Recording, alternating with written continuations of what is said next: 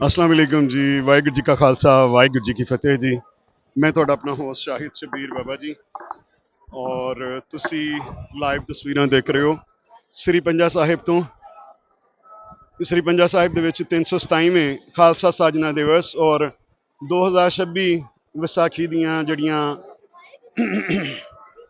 Celebrations ਨੇ ਉਹ ਚੱਲ ਰਹੀਆਂ ਹਨ ਔਰ ਆਪਣੀ ਸੰਗਤ ਜਿਹੜੀ ਹੈ ਚੜ੍ਹਦੇ ਪੰਜਾਬ ਦੀ, ਲਹਿੰਦੇ ਪੰਜਾਬ ਦੀ, ਸਿੰਧ ਦੀ, ਆਪਾਂ ਸਿੰਪਲੀ ਕਹੀਏ ਕਿ ਹਿੰਦ ਸਿੰਧ ਦੀ ਜਿਹੜੀ ਸੰਗਤ ਹੈ ਉਹ ਪਹੁੰਚੀ ਹੋਈ ਹੈ ਕਿੱਥੇ ਜੀ? ਸ੍ਰੀ ਨਨਕਾਣਾ ਸਾਹਿਬ ਤੋਂ ਪੰਜਾ ਸਾਹਿਬ। ਆਪਾਂ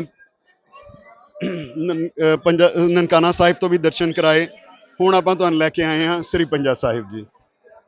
ਦਰਸ਼ਨ ਕਰੋ ਜੀ, ਸੰਗਤ ਜਿਹੜੀ ਆ ਹੁਮ ਹੁਮਾ ਕੇ ਪਹੁੰਚੀ ਹੋਈ ਹੈ, ਚੜ੍ਹਦੇ ਪੰਜਾਬ ਦੀ ਵੀ, ਲਹਿੰਦੇ ਪੰਜਾਬ ਵਾਲੀ ਵੀ, ਸਾਰੀ ਸੰਗਤ ਜਿਹੜੀ ਹੈ। ਕਹਿੰਦੇ ਨੇ ਕਿ ਭਰਵਾਂ ਮੇਲਾ ਲੱਗਾ ਹੋਇਆ ਬਾਬੇ ਨਾਨਕ ਦੇ ਘਰ ਦੇ ਵਿੱਚ। ਚੱਲਦੇ ਹਾਂ ਅੱਗੇ, ਤੁਹਾਨੂੰ ਦਿਖਾਉਂਦੇ ਹਾਂ ਅਸੀਂ। ਪਾਲਕੀ ਸਾਹਿਬ ਚੱਲ ਰਹੀ ਹੈ, ਨਗਰ ਕੀਰਤਨ ਜਿਹੜਾ ਨਿਕਲਿਆ ਹੋਇਆ ਪੰਜ ਪਿਆਰਿਆਂ ਦੀ ਅਗਵਾਈ ਹੇਠ।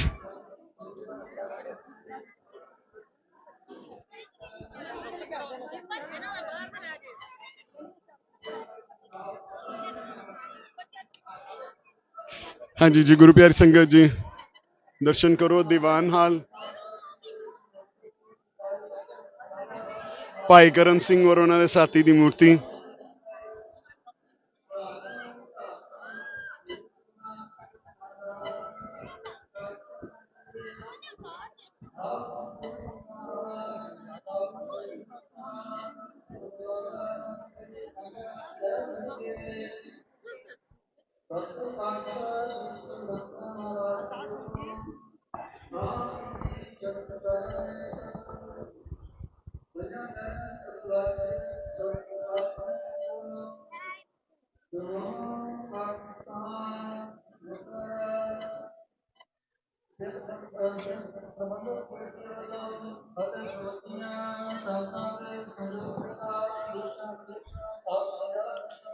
ਗੁਰੂ ਪਿਆਰੀ ਸੰਗਤ ਜੀ, ਅਰਦਾਸ ਹੋ ਰਹੀ ਹੈ।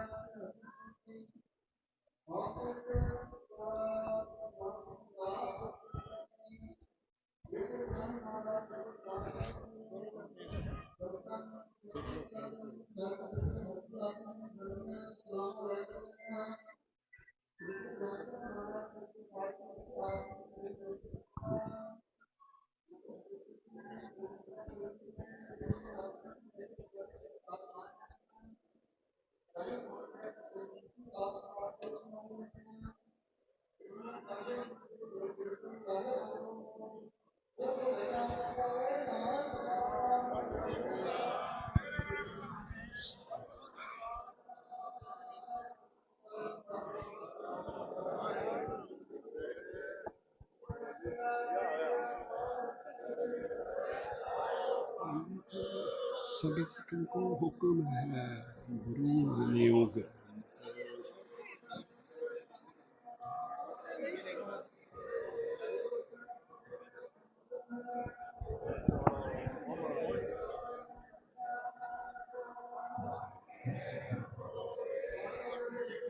साथ रहना क्योंकि आज कार नहीं है ना, इसलिए बोला।